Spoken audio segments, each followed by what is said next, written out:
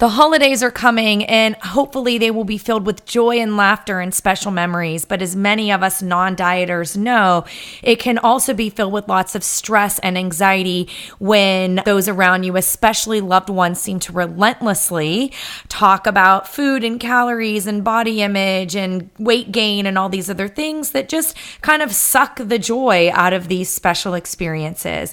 Well, I have a few ideas that may help. First, if you have not yet done the free Body Kindness e-course, that's going to be your first stop. So check out bodykindnessbook.com. Click on the Get Started link. You'll give your name and email, and you'll be instantly enrolled in the e-course. You'll get access to a video, reflection guide, a really handy tool that my clients love, which is ways of checking on your self-care without tracking calories and all these negative things. And then you'll also get check-ins from me. So I really hope that you find that beneficial.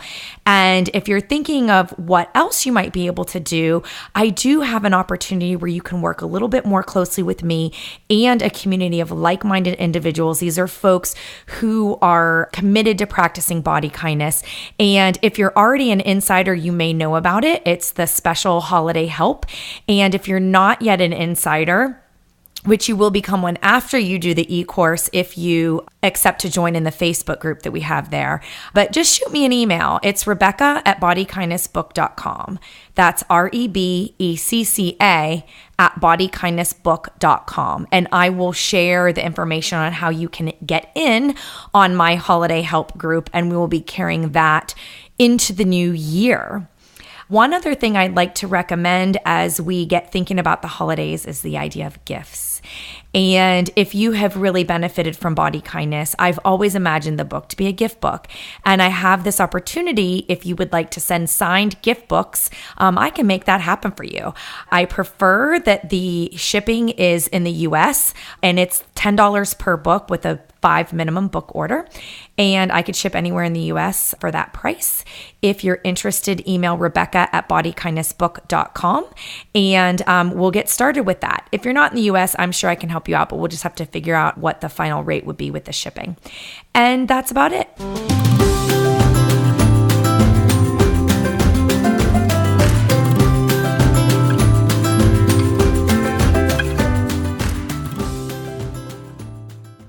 I would, end up binging late at night. I would restrict throughout the day and then just not be able to control myself late at night. I deemed myself an emotional eater. I thought it was eating to deal with emotions. And if I could just get a handle on that, then everything would be fine. And I could be, as controlled about food as I wanted to be. And I could look like, this unrealistic ideal that is sold to all of us. That was Christy Harrison. She is a registered dietitian, nutritionist, and certified intuitive eating counselor based in Brooklyn, New York. And she is joining us in the first in our series about body betrayals and, more importantly, resilience. I've wanted to do a topic like this for a while because the reality is there are so many ways in which we feel let down by our bodies, not just appearance, weight, shape, and size, and all the other ways that society wants us to judge ourselves, but even in other ways, things that we can't control but think we should be able to control.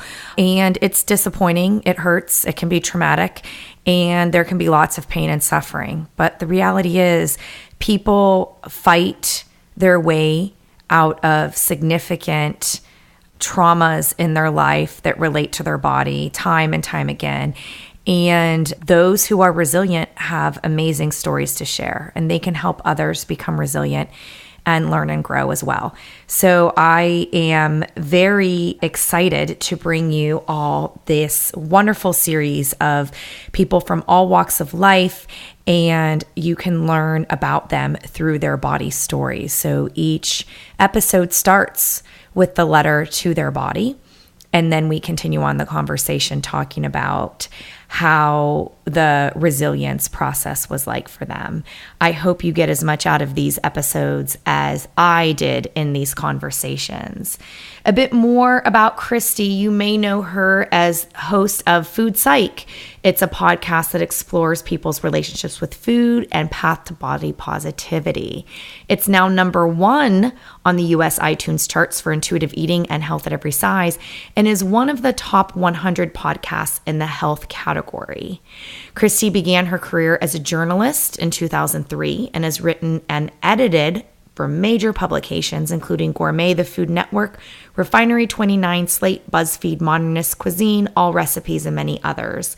As an expert on nutrition and people's relationships with food, she has been quoted in top media outlets like Health, Men's Fitness, Refinery 29, Bon Appetit, The Observer, and more. Christy is also a colleague of mine, and I'd like to think a friend too, as we are spending more time these days getting to know each other. I had the benefit of being on her podcast when the Body Kindness book first came out, and we are very actively involved as professionals in the health at every size movement, especially among registered dietitians, and hopefully moving our field to a more positive and compassionate place.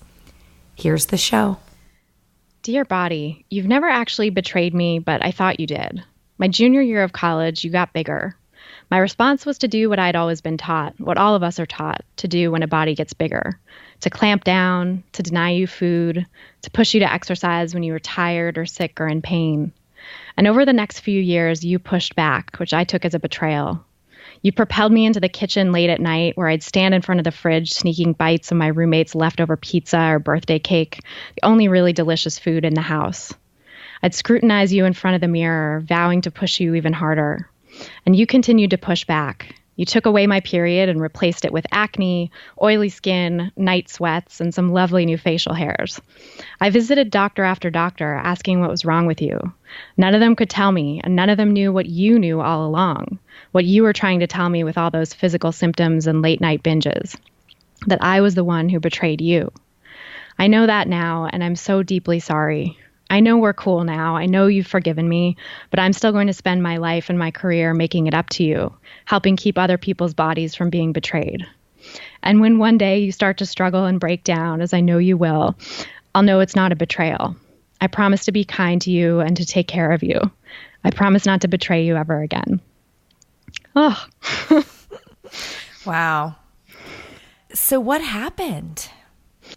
Yeah. So I, like so many people, gained some weight in college, and I had never gained weight before. I had never had the experience. I mean, obviously I had gained weight growing up, but I had never had an experience of like changing sizes, when I was at a stable size. And so I had never had to go through what so many people go through in this fat phobic culture of like having to grapple with what's going on with my body, feeling like you needed to change it, And so I just sort of went down the diet rabbit hole. And at first it was just, sort of garden variety, like dieting, restricting, here and there, not too egregious. But as time went on, I really started to, clamp down more and more and get further and further into things like, the Atkins diet was popular at the time. I went on message boards. This was back in 2002, 2003. So like,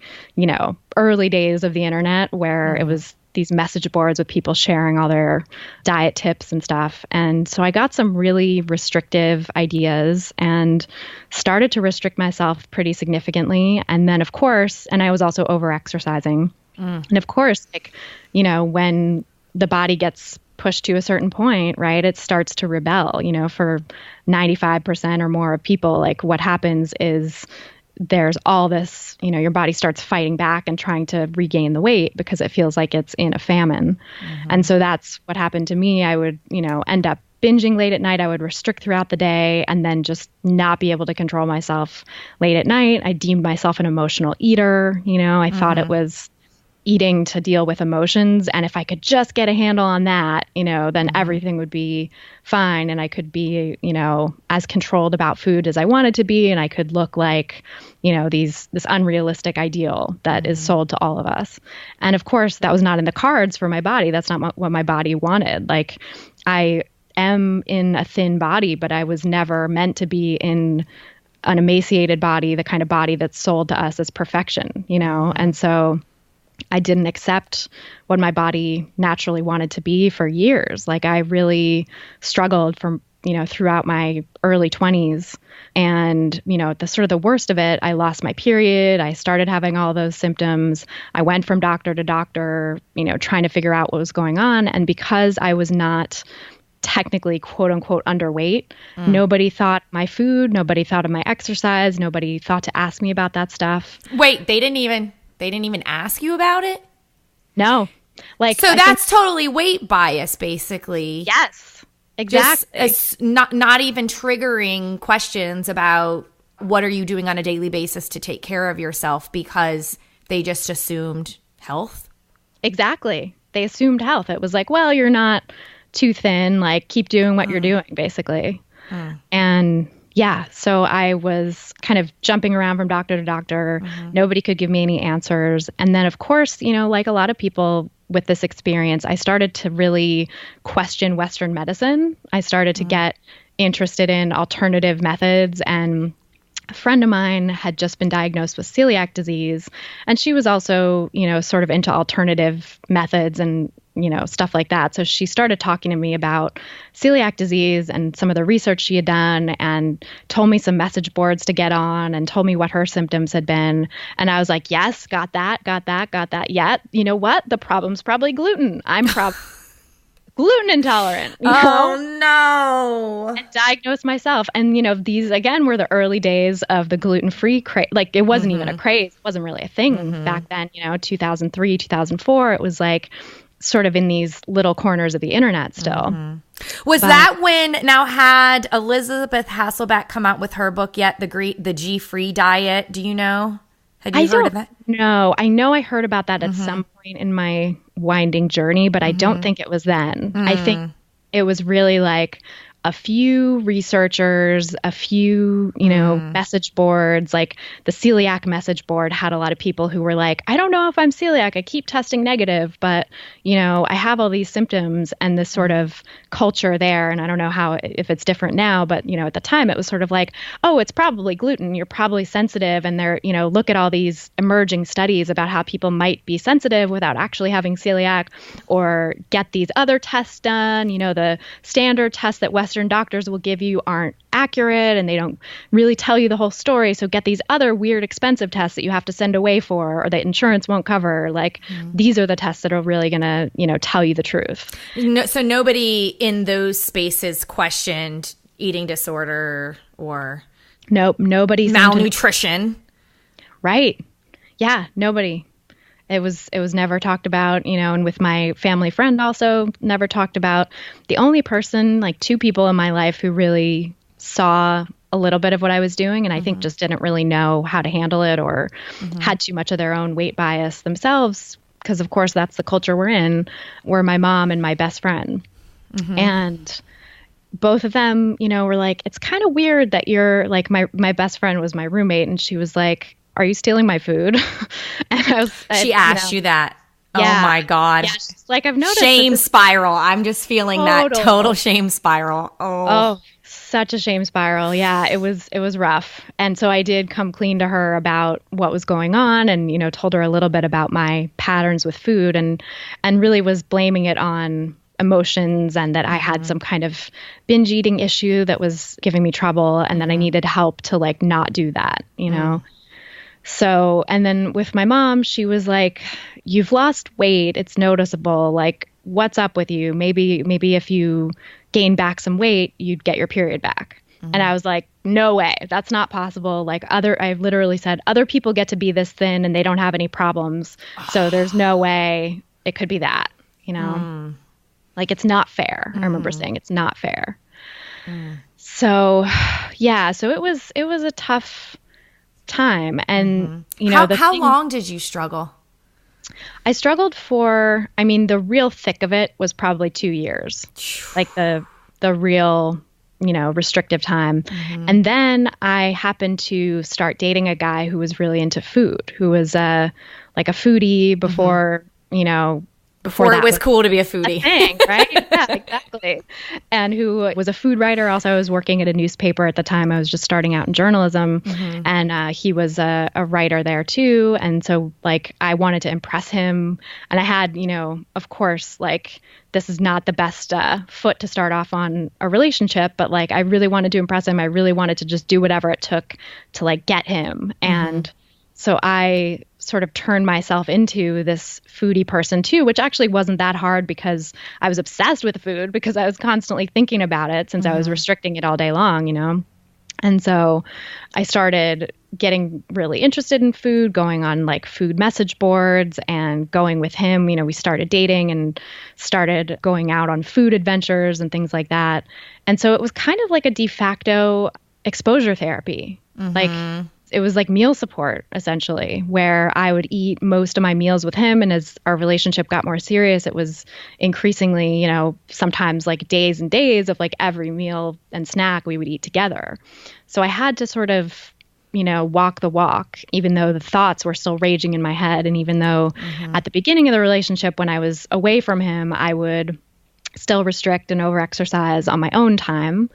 But when I was with him, and he was a little weird about food too. It's not like he was like a totally perfect shining example because, who is in this culture, right? Everybody's, most people I think have their own quirks about food unless they've really done a lot of work to unearth them. So I think he just didn't see what was happening for me either. Like I was really trying to look, quote unquote normal and adventurous around food, but I'm sure there were things that were like bizarre that I was doing that just didn't come up. But I think that that relationship lasted like a year and, almost 2 years, I guess. So that was enough to sort of take me out of the worst of it, but I was definitely still in disordered eating, And of course, starting out in journalism, I was starting to specialize and get a beat of my own. And I decided on food and nutrition because that's what I was obsessed with and thinking about all the time. So that's kind of where my career started to go. I always wonder I definitely wonder how many dietitians have had or currently have food issues. My guess would be a lot. But I wonder that about health writers too. Oh, yeah. I definitely know, now that I can kind of see it, because I think when I was in it, I wasn't necessarily seeing it. But now that I've gone through a full recovery and I'm working in this field, I can very much see other people who are struggling, not in obviously in like how they look, but just their behaviors, the way they talk about food. If you listen to what's going on with health writers, or I was freelancing for a magazine that I won't name, but a health magazine where they would circulate changes from the editors on paper and print out a copy of my article. All the editors would write their notes and then they would scan it and send it to me as here are your edits, And I was like, whoever that person is with that blocky handwriting right there, that person has issues, I could just could see it on the paper. Wow. Yep. Wow. Yeah. Well, so did you hide what was going on from your boyfriend? Yeah, okay. I did. How did that feel? That couldn't have felt, that sounds like a lot of work. Jeez. It was. It was a lot of work. I mean, I was hiding, I think I have a whole kind of history of codependent relationships as well. And so that was, it really fit right in with that dynamic of sort of, shape shifting and being who I thought the person wanted me to be and caretaking and sort of making myself less of a priority. So, I think if it had been a different kind of relationship dynamic, probably at the time I wouldn't have gotten into it because I was, in a place where I was kind of seeking out that type of dynamic, and probably that's what I was attracting to. And so, yeah, so I think it sort of just was a very fertile ground for me to hide what was really going on. Although that said, I've remained friends with him since, and he has said later that he could sort of sense that I wasn't being truthful or I wasn't being fully myself, and it felt weird and bad to him, Well, it's kind of one of those things where it might be exactly what you needed for that time. And so if that's what you needed to do to survive through that time, then that's what you needed, and then you take the next step and the next step.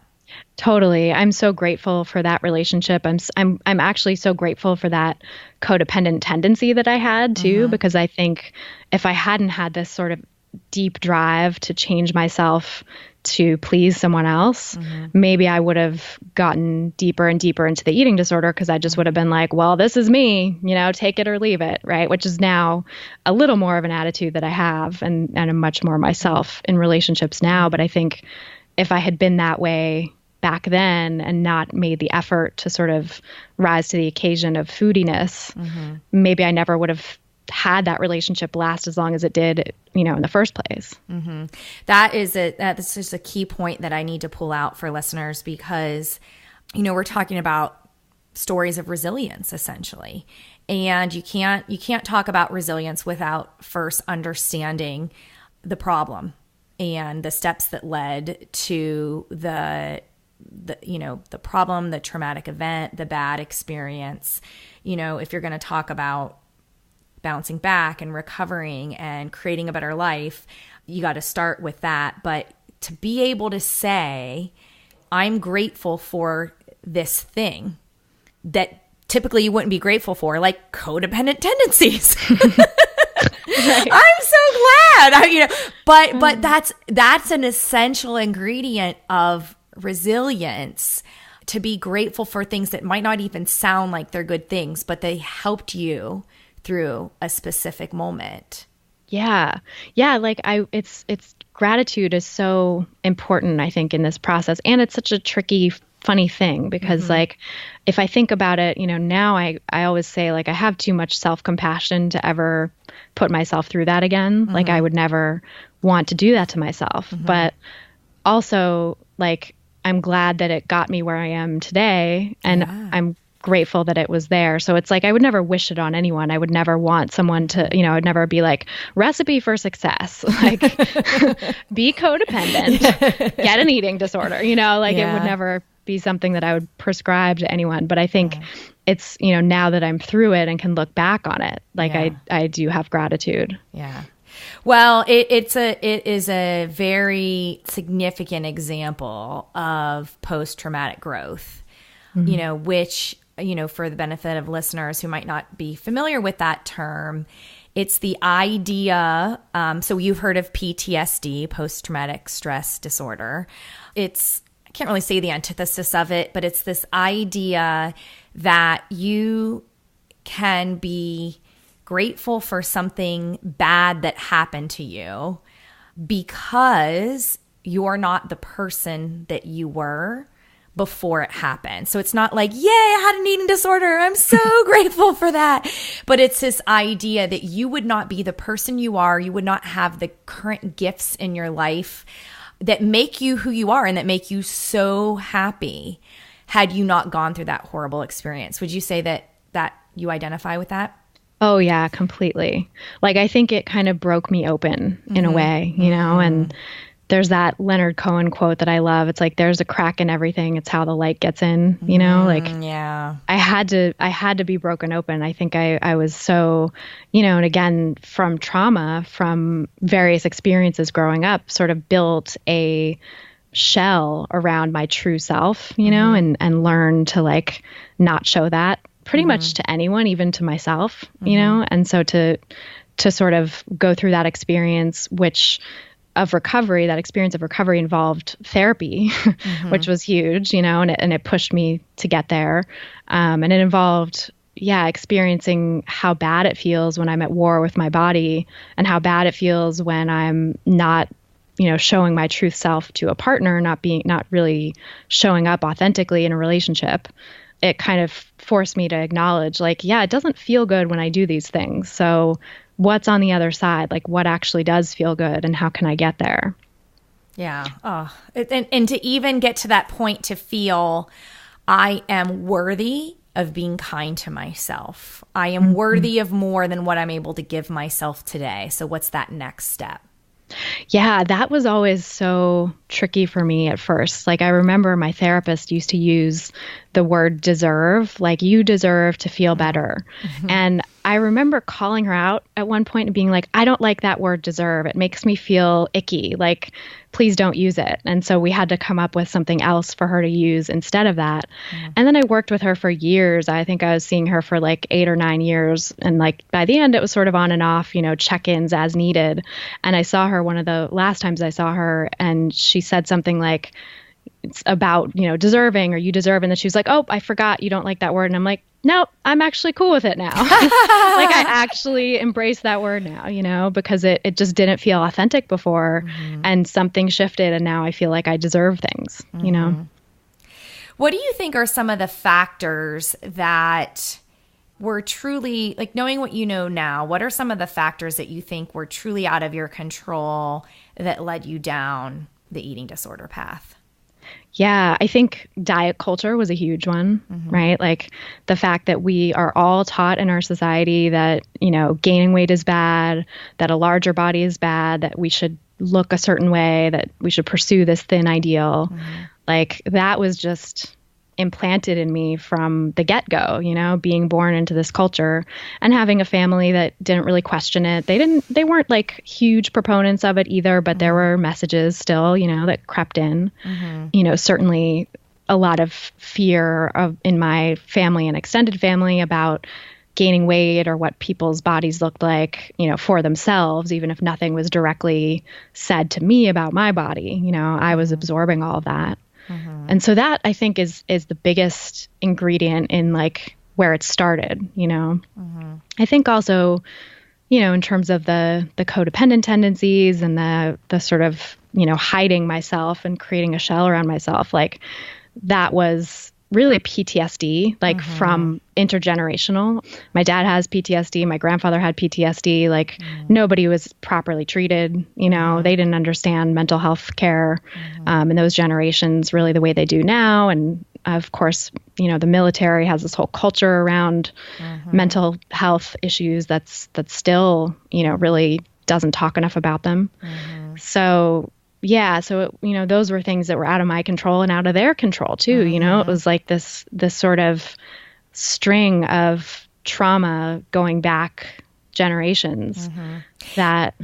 And genetically, listeners might not know this. They might not know what we know, but that trauma can be passed down genetically. I think it's at least 3 generations, right? So we have the code for the traumas that our grandparents experienced and that our parents experienced. Yep.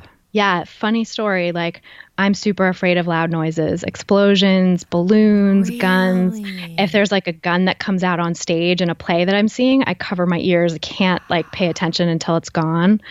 And I've done some work in recent years around my own PTSD and my own, like the way that trauma manifests for me. And it's so strange that it's explosions. And my therapist and I haven't really been able to figure out exactly, like there's no explosion that happened in my life that scared me. There was an earthquake, there was a fire, there are things that are like similar in nature maybe, but my grandfather was shot down in World War II. Like that's an explosion, So it could be that, and my sister has this too, like this fear of loud noises, this fear of explosions. That's very visceral, very deep. Like I just cannot help myself.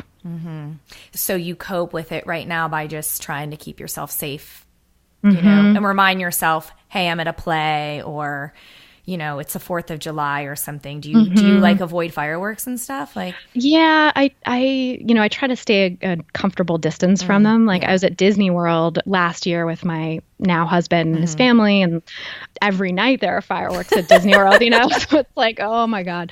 So I watched them one night covering my ears, and we were sort of far away from them. We weren't right under the castle, and like that was all right, but it wasn't my favorite, And the next night I was like, can we just go in like a loud ride during this time so that we're not seeing it, So kind of like I can tolerate, and one thing I've also learned through my therapy and other work I've done on myself is like the threshold effect, right? Like at a certain point, I can start to feel my nervous system getting kind of fried. And I'm like, okay, I don't think I can really handle this right now. Like we were at Disney World for 10 days, which is like, that's a long time. A lot for anyone. Yeah. So like, it was by the mid to late points in it, I was like, you know what? I just cannot handle fireworks right now. I've had a lot of stimuli coming at me this whole week. Like, let's not, push it. Because at a certain point, if my nerves are really fried, I'm just like, I can't handle this. I'm going to cry, But that is another key part of resilience,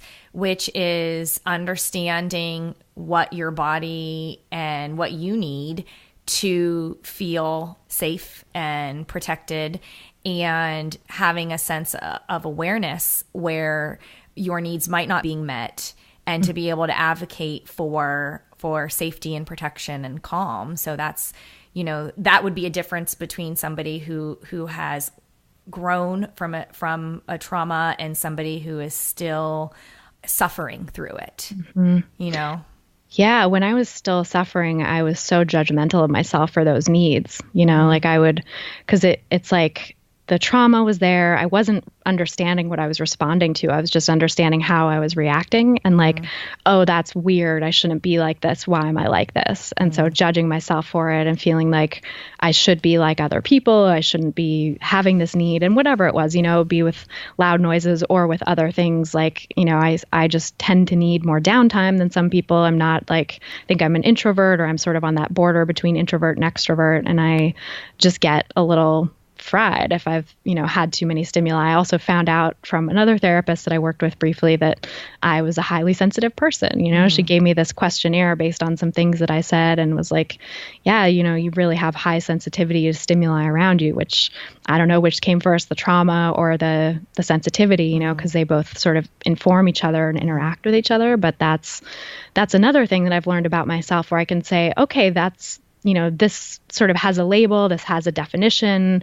There are other people out there like this, many other, like I've had a lot of people from my podcast say, I'm a highly sensitive person too. Like, thank you so much for giving voice to that, fellow podcasters in our community, I know have talked about it on their shows as well. And like, so kind of being able to connect with other people around this issue, that's always been so healing for me. Like the most painful times for me with trauma and eating disorder recovery were always when I felt like I couldn't talk to anybody, when I felt like I was alone with my problems, Oh, that's exactly what the eating disorder wants, doesn't it? Isolation island. I don't need anybody. Yeah, exactly. You don't want to bother her with this. And it's so twisted. It acts like your best friend. It acts like it cares about you so much. And all it wants is control over your life. Totally. Yeah. It wants to isolate you from everybody who loves you, who could actually help you, and not let you sort of out of its sight. Like it's holding on. What do you think kept you doing the work? Because it really is, I don't think enough. I love hearing recovery stories because we don't talk recovery stories enough. And I feel like too many people believe recovery isn't possible. And it is possible. It's not effortless, right? No. But what do you think kept you doing the work? Because I know it's not like, congratulations, ta-da. Right. Yeah, nobody's there with a brass band to congratulate you at the end. Like, and there's no end point like that either. It's not like, yeah. No, it's, I think about that a lot. I think that, I think it is resilience, I think that I have come to so appreciate my lineage in my family of, because I had such a long time where in the early days of therapy, I was blaming my family so much for everything. And that's an important part, getting angry at what happened and feeling like you can sort of reclaim, what your needs were. But I think since then I've realized that, all of these people are so strong in their way and so tenacious and so resilient. Like they went through terrible things and they were able to somehow cope. And some of those coping mechanisms might not have been the best, they might not have been the most effective in the long run, but they kind of cobbled it together and they kept it together enough to like have a good life, a good enough life, at least, So they inspired you?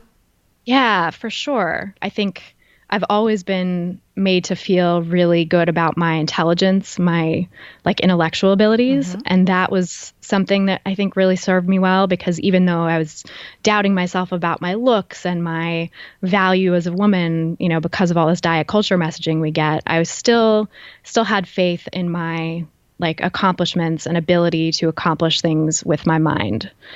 So, you know, whatever that is for people, like whatever that area of life they've come to feel confident about, I think that can be a real gift in recovery, you know. Focusing on the good.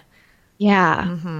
And I wrote about my experiences, you know, I journaled a lot. I talked to people. And I think, you know, at one point in the sort of worst of my eating disorder, I was criticizing my writing. I was feeling like I wasn't smart enough. I was questioning even the things that I had never questioned. But somehow, I guess, through relationships with people who could be a mirror to me and be like, hey, you're really being too hard on yourself, you know, and I didn't always have, like, I had a really terrible, emotionally abusive relationship at the beginning of my eating disorder with a guy who was not a good mirror for me at all, you know, who kind of worsened all the dark stuff I was thinking about myself. But I had other people in my life who were able to say, like, that's not right. Like, that's not you. What you're saying about yourself right now, that's not what I see, you know, of you or from you. So good. So important. You mentioned relationships, and you mentioned earlier about connection with others was very important and building resilience and in walking your path toward finding a better life. And I just love Brene Brown's connection is why we're here. You know, and that it is the most basic human need, the need to belong. And it sounds like as part of your journey that connections were not severed, that there were enough connections that helped you feel like you should keep going in your fight. Because it really is. It really is a fight. It's a huge fight. Yeah, it's a mental battle for sure. And I think, you know, finding the right therapist was so helpful with that too. I'm so grateful to my therapist because I think, you know, it's like we have to rely on other people sometimes to be that voice of reason or compassion when we don't have the capacity to do it ourselves.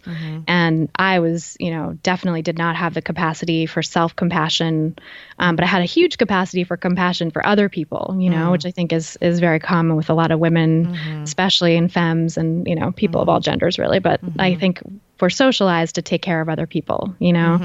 And to put ourselves last, I think I definitely had a lot of that where I was like, oh, I don't need anything, but, you know, let me help you and take care of you. And so my therapist was the first person who said, you know, all that compassion that you're putting out there for other people, where is that for you? When are you giving that to yourself? And like, you deserve that too. You know, that was the context in which she first used the word deserve, I think. And it was like, I was like, okay, I'm not there yet, but let's think about this. And she introduced me to the work of Tara Brach, who wrote the book Radical Acceptance.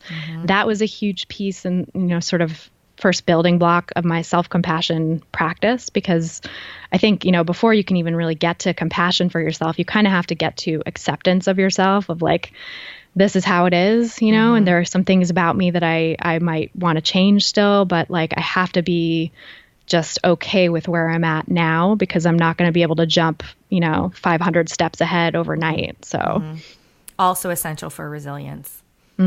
Acceptance, even no matter how bad you want something to change, and no matter how angry you are that you're dealing with, or no matter how unfair it feels, having enough space to feel all those feelings and be angry about it or be upset or frustrated, and still, no matter what, be fully committed to take care of yourself and accept the ugly, you know, accept whatever it is that's really bothering you, of that, you know, I have to make a space for this. I have to say it's okay to be right here if I'm going to make progress.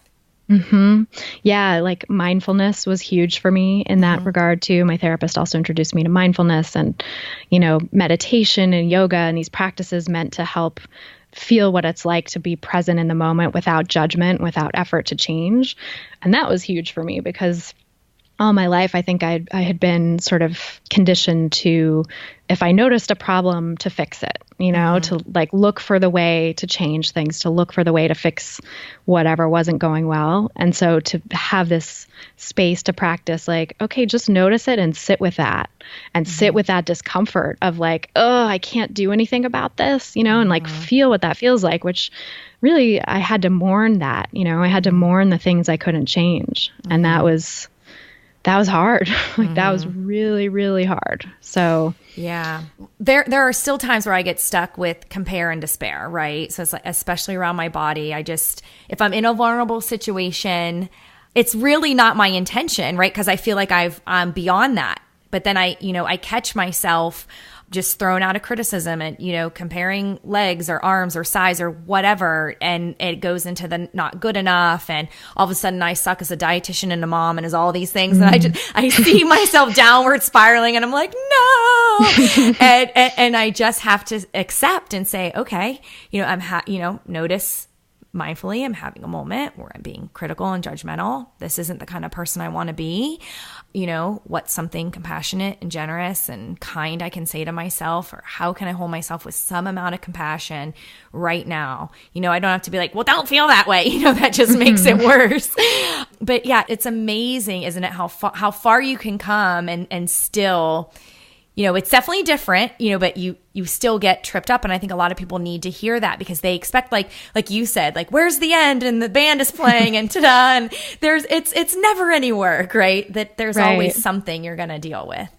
Totally. Yeah. There's never an end point to all this. I think it's a practice, like it can get better, certainly. Like I feel that all the time too. I'll have little moments of getting tripped up by something, that like makes me think a judgmental thought about my body or about my career and that it's not where it should be, or about my website needing to be redesigned, or about my apartment not being pretty enough, or, it's just, there's all these opportunities for that in our society. And I think if we can sort of just become mindful and notice it's happening, like, oh, right, this is happening again. I'm doing that thing, and get a little sort of closer to noticing it in the moment, or maybe, sometimes it happens in the moment. Like that's the goal, but that doesn't always happen. Sometimes I'll stew for hours about something and then be like, oh God, right, I'm doing that thing, Darn it. Yeah.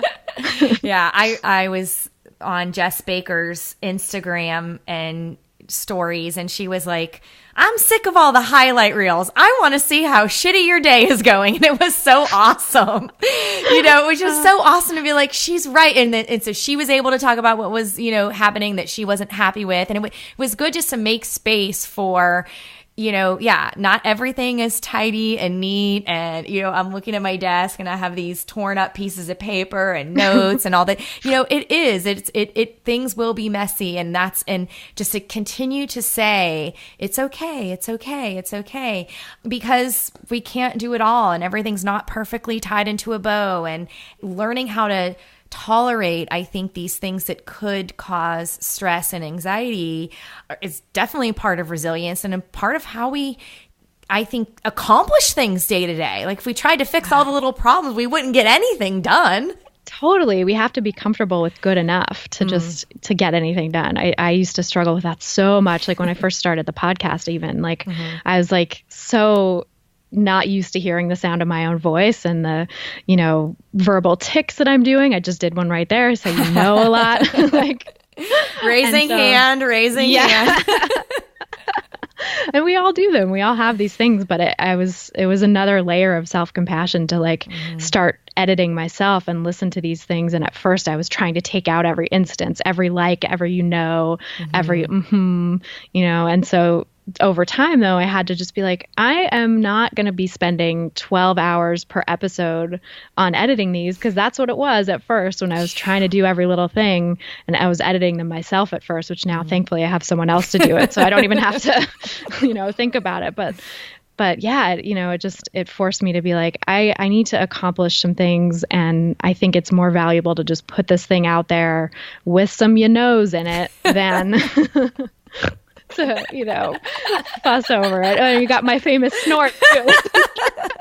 And that's staying because, darn it, we're not doing a perfect episode. We're going to do the imperfect one. Yes. So, something came to my mind when you were talking about how grateful you were for your therapist. I got the thought, and I feel like I know the answer, but I'm going to ask anyway, but because you're a dietitian now, and so that means from journalism to dietitian, you obviously changed careers like me. So was the process of becoming a dietitian, was that helpful in your recovery or not? Very good question. I think it was a double-edged sword, honestly. Okay. I think it was helpful in some ways, harmful in others, but it did actually show me, more areas of resilience. It kind of like one of the most triggering moments, probably the most triggering moment in my grad school experience or my dietetic program in dietetics, the schooling, the academics you have to do, was having to weigh myself, measure my height, take my skin fold measurements and all these different things in front of a group of people, with a group. We were going around from station to station around this room, and our professor had set up a height measuring station, a scale, a calipers thing, whatever, measuring tape. And we had to go through and record our numbers and then determine our ideal, quote unquote, ideal weight based on all of these factors, and then determine how far we were from our ideal weight, which is horrifying for anyone who has gone through an eating disorder or body image issues. And I know for sure that some of the people in my class were also struggling with this. And so the way that I calculated, I was like, interesting, this ideal weight that it's telling me was actually the lowest weight from my eating disorder. Oy. What do I do with this information? And, at first I was like, I have to buckle down. I have to get my calorie calculator out. I have to do this and that. I had these thoughts, right, that were and by that time I was recovered pretty much from the behaviors. I wasn't really, I was still not eating. I was still not honoring my hunger entirely. I was still kind of pushing it off and stuff, but most of the time I was eating fairly intuitively, but the thoughts were still there. And so the thoughts very much went back to this disordered place at first, but then I mulled it over for a few days and I was like, I was never that weight in my adult life unless I was severely restricting. I know that what I was doing wasn't healthy. By that point I knew that's not health, the things that I was doing to get there. So if I'm supposed to be, a dietitian, someone in the health profession who's pursuing health, who knows all this stuff about health now, and I know that the only way I could have gotten to that weight was unhealthy, then I think I'm just going to throw out that weight and just not measure myself against that, because what I'm doing right now is much more healthy than what I was doing then. So that was a real moment of reckoning, and a real moment of coming out on top, I think. I was able to say yeah, okay. I don't know. I can't remember if I can swear on this podcast. Oh yeah. I've been swearing up a storm already. Okay, cool. Yeah. So I was like, fuck it. I deleted my calorie tracker. I threw out my scale. I stopped counting and calculating and living by those numbers. I started really just honoring my intuition. And I think at that time I had also discovered the book Intuitive Eating, which didn't click for me immediately. It took a little while to kind of really sink into it, but I had probably 19 or 20 years of experience as an intuitive eater growing up. I did eat intuitively. Nobody ever shamed me for my eating or put me on a diet or anything like that. So I was able to keep an intuitive relationship with food going on for that up until I started that first diet and, went into the eating disorder place. So I knew that I had the capacity to do it. And I think that was a huge part of being able to trust it too. And so, yeah, I really committed after that experience, committed to intuitive eating wholeheartedly.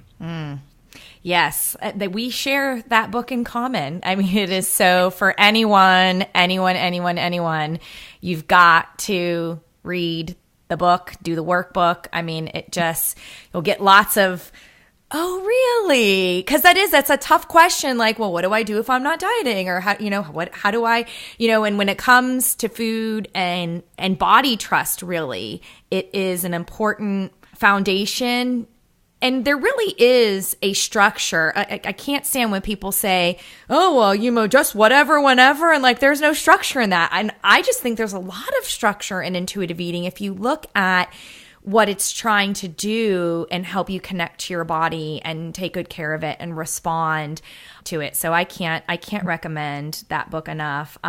We are getting close to running short on time, but what I wanted to make sure we savor some of these gratitude experiences that you mentioned earlier, because I do think that's a key message with the idea where you can find examples of how your life is better and more meaningful to you.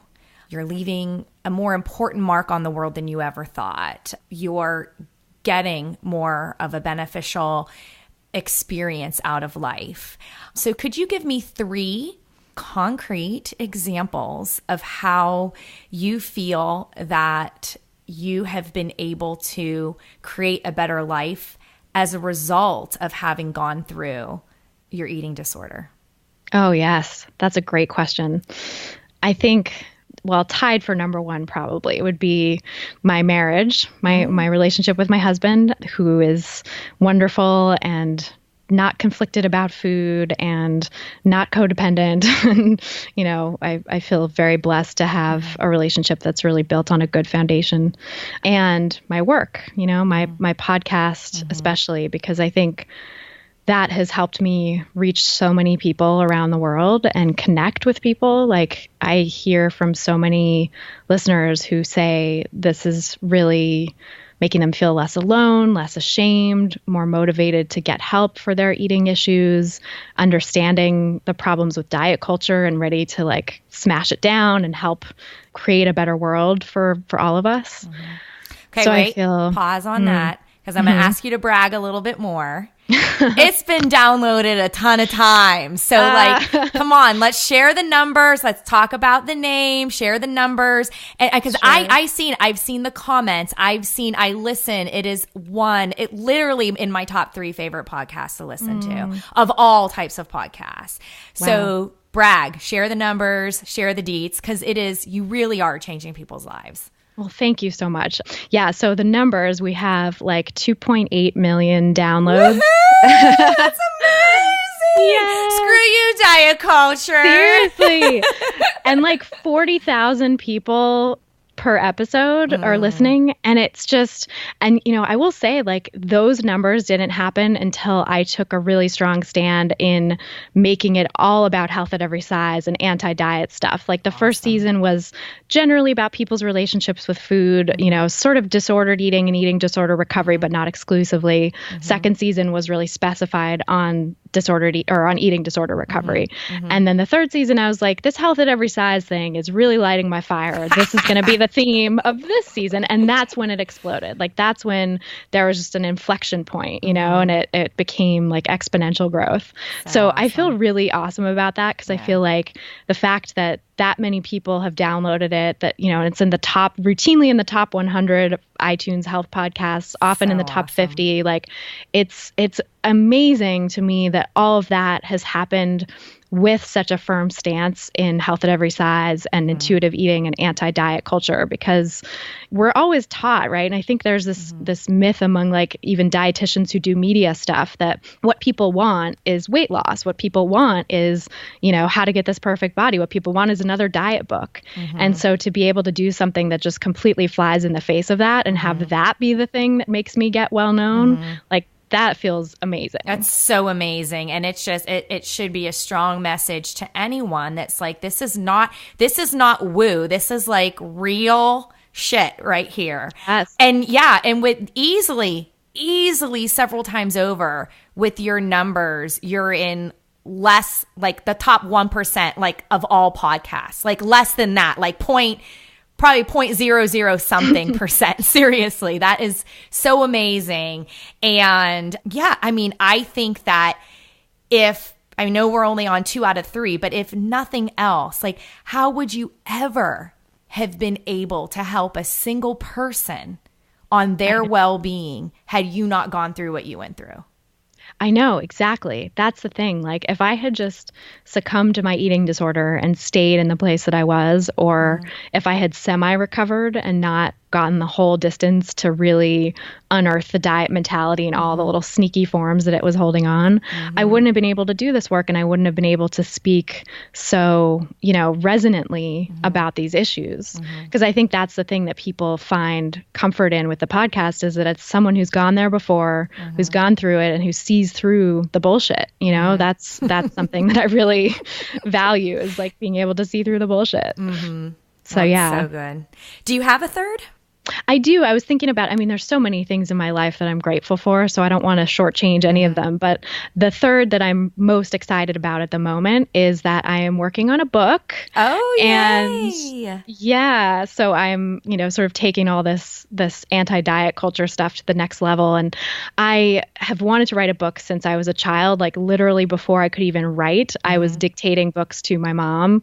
And when people would ask me, like, what do you want to be when you grow up? I said, an author, and I've been a professional writer for nearly 15 years now, but I've never been an author, because that's what it means when you write a book. So, hopefully very soon I'm going to fulfill this childhood dream of being an author. And I again, just could not have done that if I was still struggling.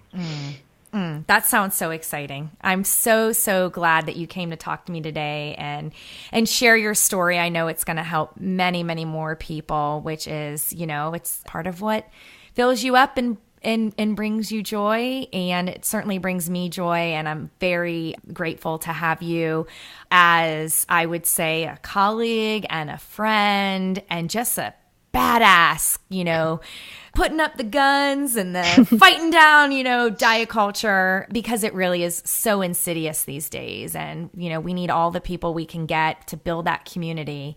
And you really are a very important leader in that community, a very important voice. I encourage everyone to listen to the podcast. How else can they get in touch with you and get some good stuff from Christy? Yeah, well, thank you so much. First of all, I really appreciate you too, and I'm so grateful. So grateful for our connection. So yeah, people can go find me at my website, christyharrison.com. They can find the podcast there. It's christyharrison.com/food psych, or just look up Food Psych on any podcast provider. It's FOODPSYCH with a space in the middle. People always want to put an E on the end, like Food Psyche, but it's Food Psych with just an H at the end. Or no, Food Psycho. Food Psycho, yeah, that's what autocorrect often does. So, gotta teach it no, it's not psycho. So yeah, those are the main places. And then I'm on Instagram and Twitter and Facebook and all that good stuff too. Cool. Well, thanks so much for coming on Body Kindness. Thank you for having me. And that's the episode. If you have your own body betrayal story, I'd love to hear it. Please shoot me an email at rebecca@bodykindnessbook.com. That's REBECCA@bodykindnessbook.com. And let's continue the conversation in my free Facebook group. Search Body Kindness Podcast on Facebook and request to join. And if you like listening, please leave a rating and review or tell a friend. If you'd like to hear how you can get signed Body Kindness books for gifts for the holiday season or special events, email me, Rebecca@bodykindnessbook.com.